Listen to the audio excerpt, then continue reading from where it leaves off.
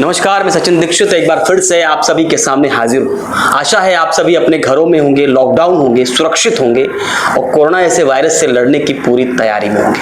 अब आते हैं खबर पर। मैं एक ऐसे शख्स के साथ इसमें बैठा हूँ जिसके साथ बैठने पर गर्व इसलिए होता है क्योंकि इनकी नीतियां हमेशा आंदोलनकारी रही हैं। लोगों के लिए काम करना और उन लोगों के लिए काम करना जिस पर नजर बहुत बार बड़े लोगों की यानी बड़े नेताओं की नहीं जाती, उन लोगों के लिए काम करना, संघर्ष करना, इनका इतिहास हम सभी युवाओं के लिए और खासकर जो राजनीतिक क्षेत्र में उतरना चाहते हैं उनके लिए बड़ा प्रेरणादायक है।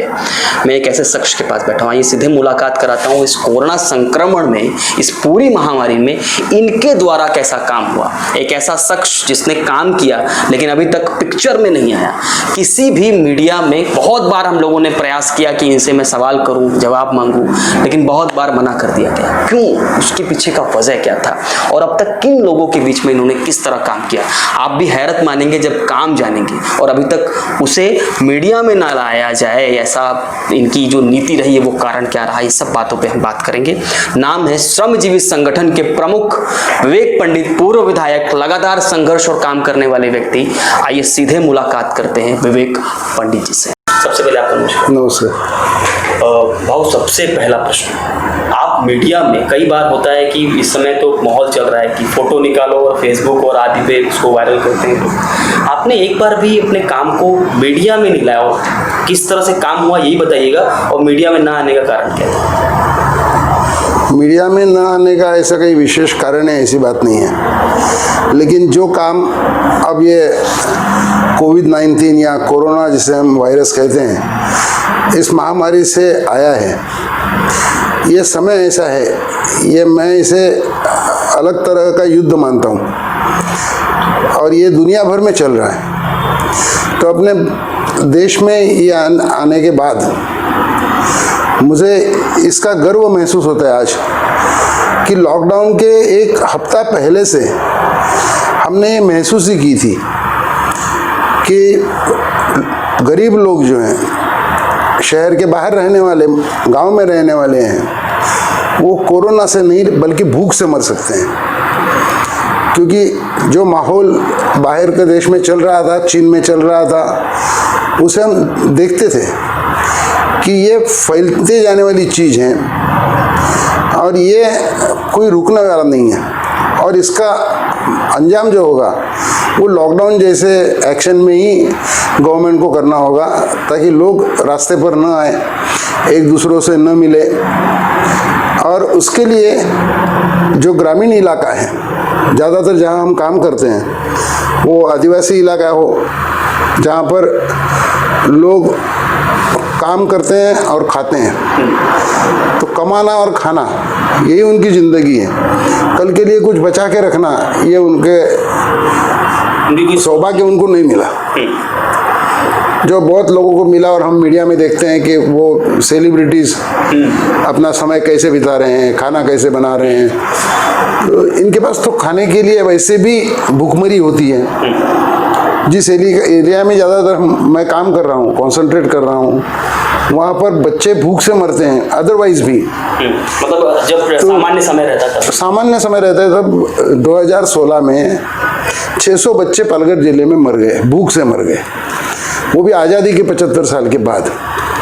अब ये तो इसे राजनीति कहे या न कहे ये बात अलग है, लेकिन 75 साल के बाद इतने सारी राजनीति के आए, सत्ताएं आई, सत्ताएं गई, सिंहासन बदले, लेकिन इनकी स्थिति बदली नहीं है। तो आज़ादी का वहाँ पर कुछ दिखाई दे रहा है, मैं नहीं देख रहा हूँ उसको। तो ये इसका पता मुझे था कि ये आदिवासी ज़्यादातर जो हैं, जो उनको खाने के लिए आज कमाएंगे तो ही वो खा सकते हैं, उनके लिए तो ये कोरोना से भी बड़ा संकट ये भूख का है। और 17 मार्च को, क्योंकि मैं महाराष्ट्र शासन के आदिवासी विकास आढावा समिति के अध्यक्ष भी हूँ, तो स्टेट मिनिस्टर का स्टेटस है मुझे। मैंने तुरंत चीफ मिनिस्टर को 17 मार्च को ये बात बताई, उनको लिखा, उनके पीए द्वारा बातचीत की, आदिवासी मंत्री से बात की कि इसमें आदिवासी के लिए हमें, क्योंकि महाराष्ट्र में कम से कम 1 करोड़ से ज़्यादा आदिवासी जनता है जो ये भूखमरी हमेशा के लिए उनके पास होती है, तो उनको तुरंत राहत देनी चाहिए। महाराष्ट्र के बजट में 10,000 करोड़ का प्रावधान ये आदिवासियों के लिए होता है, क्योंकि जो भी आदिवासी की लोक संख्या है वो 9.36% है, 9.36% है। तो 9.36% लोक संख्या को 9% बजट देना ये अनिवार्य है पूरे बजट के। तो वो लास्ट ईयर 10,000 करोड़ का था, हमेशा बढ़ते जाता है।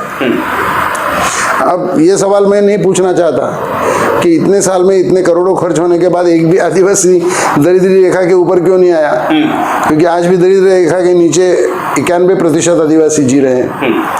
लेकिन मेरे सामने वो सवाल था, लेकिन सवाल बड़ा है। हाँ, सवाल बड़ा है और इसे गंभीरता से सोचना चाहिए। ये भी कह सकते हैं आप, योजना पहुंच नहीं पाती उन तक। बहुत सारी दिक्कतें हैं, क्योंकि मैं ये भी विषय बड़ा है। हाँ, बहुत, सिर्फ उसके ऊपर हमको 2 घंटा बात करनी होगी कि गलती कहाँ है। मैं कहूँ नीति में गलती है, क्योंकि नियत ठीक नहीं है। राजनेताओं की नियत ठीक होती तो नीति भी ठीक होती। आप तो लंबा संघर्ष किया, बहुत लंबा। इसलिए अभी जब ये समय आया और आप मीडिया की बात कर रहे हो, सौभाग्य से मैंने जो संगठन बनाया वो मीडिया के आधार पे नहीं बनाया। आंदोलन जो की नीति अपनाई। हाँ, और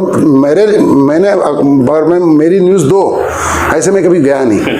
मैंने न्यूज़ बनाई, उसकी न्यूज़ बनी, तो मीडिया को जरूरत थी। अब सड़क पे हजारों लोग लेके उतरेंगे तो खबर तो बनती है। हाँ, तो खबर बनती है, वही तो मेरा काम खबर बनाने का है।